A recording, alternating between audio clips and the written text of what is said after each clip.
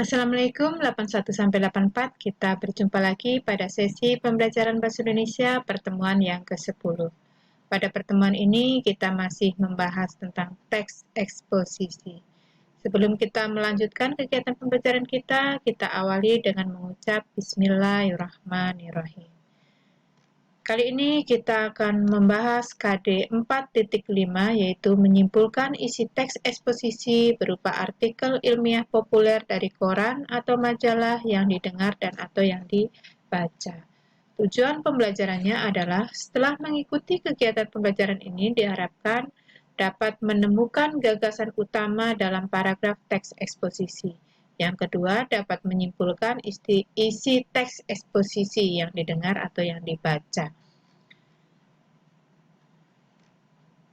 Langkah-langkah menyimpulkan isi teks eksposisi yaitu yang pertama membaca atau menyimak teks eksposisi dengan cermat, kemudian menemukan gagasan utama tiap paragraf dalam teks eksposisi tersebut, kemudian merangkai gagasan utama tersebut menjadi sebuah paragraf berupa simpulan isi teks eksposisi. Nah, untuk menemukan gagasan utama dalam paragraf, terlebih dahulu saya akan menjelaskan berkaitan dengan konsep paragraf. Bahwa paragraf itu merupakan kumpulan kalimat yang mengungkapkan satu gagasan utama atau satu ide pokok. Gagasan utama dalam sebuah paragraf ada yang tertulis atau tersurat dan ada yang tidak tertulis atau tersirat. Gagasan utama yang tertulis itu disebut kalimat utama. Jadi dapat disimpulkan bahwa setiap paragraf pasti memiliki gagasan utama, tetapi tidak selalu memiliki kalimat utama. Untuk lebih jelasnya, kita contohkan dengan paragraf berikut. Ini gagasan utama dengan kalimat utama. Bedanya, kalau gagasan utama itu tidak tertulis dalam sini. Ini yang tersirat. Kalau yang tersirat tidak tertulis di paragraf ini, tapi ada gagasan utamanya. Kalau yang di sini gagasan utamanya tertulis, yang disebut dengan kalimat utama. Saya bacakan paragraf ini. Akhir-akhir ini di Indonesia banyak mal dan supermarket yang terpaksa ditutup. Murid-murid sekolah melaksanakan pembelajaran dari rumah masing-masing. Para pekerja kantor juga banyak yang mengerjakan tugasnya dari rumah masing-masing. Masyarakat dianjurkan untuk tinggal di rumah. Kalau keluar rumah hanya untuk urusan mendesak dan harus mematuhi protokol kesehatan. Paragraf ini atau kalimat-kalimat yang ada dalam paragraf ini ingin menyampaikan informasi tentang dampak dari COVID atau dampak dari pandemi COVID-19 di Indonesia. Bahwa dampaknya banyak mal dan supermarket tutup, murid-murid sekolah belajar di rumah, pekerja kantor mengerjakan tugas di rumah, kalau mau keluar rumah kita harus mematuhi protokol kesehatan. Ini tapi tidak dituliskan di sini. Ini namanya tersirat. Jadi kita menyimpulkan sendiri. Kalau kalimat utama ini tersurat, tertulis di sini bahwa aglonema atau suku telas-telasan sekarang menjadi tanaman hias yang sedang naik daun. Banyak orang, terutama kaum ibu yang tergila-gila padanya. Tanaman ini sekarang banyak yang mencarinya. Harga dari beberapa jenis tanaman ini bahkan mencapai puluhan juta rupiah.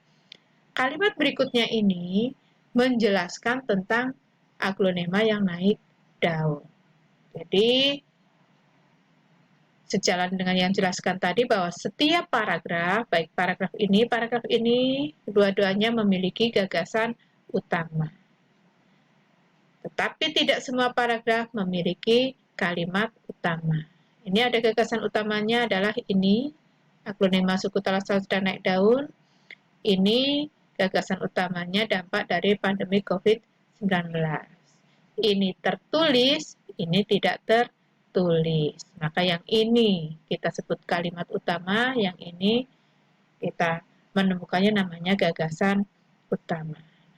Dari sini kita kaitkan dengan langkah-langkah menyimpulkan isi teks eksposisi atau cara menemukan gagasan utama dalam paragraf. Saya contohkan dalam teks eksposisi berjudul mengolah sampah rumah tangga. Sampah rumah tangga dibagi menjadi dua, yaitu sampah cair dan sampah padat. Ini namanya kalimat utama. Dijelaskan oleh kalimat berikutnya. Sampah padat bisa diartikan sebagai sampah organik yang tidak dapat diuraikan oleh bakteri, misalnya plastik, kaleng, kertas, botol, tisu, dan lain sebagainya. Sedangkan sampah cair adalah limbah berbentuk cair seperti limbah kamar mandi, mencuci piring, atau mencuci pakaian. Kalimat ini menjelaskan ini, maka inilah yang namanya kalimat utama atau gagasan utamanya. Jadi gagasan utama itu yang dijelaskan.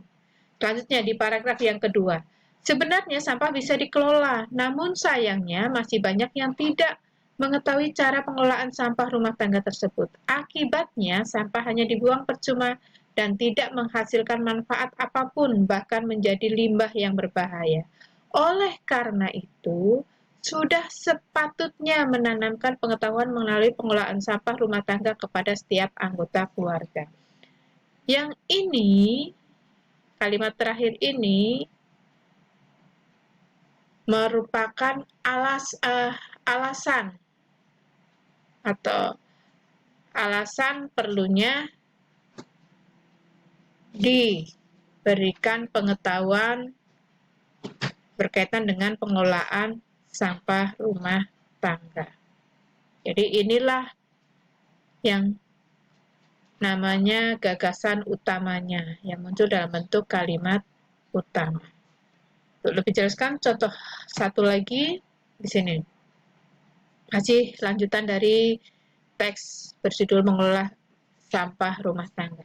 Ada beberapa cara untuk memberikan pengetahuan tentang pengolahan sampah tersebut. Salah satu caranya adalah melalui sosialisasi pada pertemuan warga. Hal lain yang dapat dilakukan adalah memberi edukasi kepada masyarakat melalui pamflet, slogan, iklan, maupun poster yang dipasang di tempat-tempat ramai. Selain itu juga dapat dilakukan melalui tayangan video. Jadi, ini penjelasan berkaitan dengan cara-cara pengelolaan sampah. Jadi, ini yang dijelaskan inilah yang namanya gagasan utama atau kalimat utamanya. Karena tertulis namanya kalimat utama. Jadi, setelah menemukan gagasan utamanya, kita catat. Di sini kita catat ada 3 paragraf. Kita menemukan 3 gagasan utama. Sampah rumah tangga dibagi menjadi 2, yaitu sampah cair dan sampah padat. Oleh karena itu, sudah sepatutnya menanamkan pengetahuan mengenai pengelolaan sampah rumah tangga kepada setiap anggota keluarga. Ada beberapa cara untuk memberikan pengetahuan tentang pengolahan sampah tersebut. Ini kita rangkai. Dalam merangkai ini, yang kita perhitungkan adalah kepaduan. Menyusunnya menjadi sebuah paragraf yang padu, maka perlulah di kata-katanya boleh ditambah atau dikurangi atau menggunakan konjungsi, yang penting bisa padu, bisa menyatu menjadi seperti ini nih, saya contohkan. Sampah rumah tangga dibagi menjadi 2, yaitu sampah cair dan sampah padat.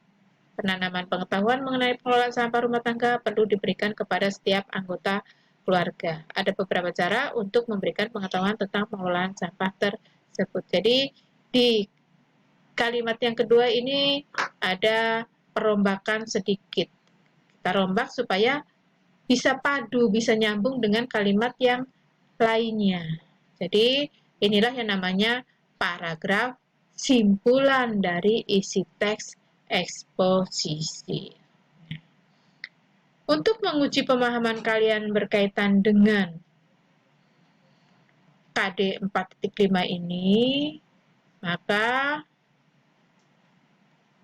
evaluasinya adalah dalam bentuk tugas produk, keterampilan produk, membuat simpulan isi teks eksposisi yang berjudul Tarian Daerah Tergerus Tarian Modern.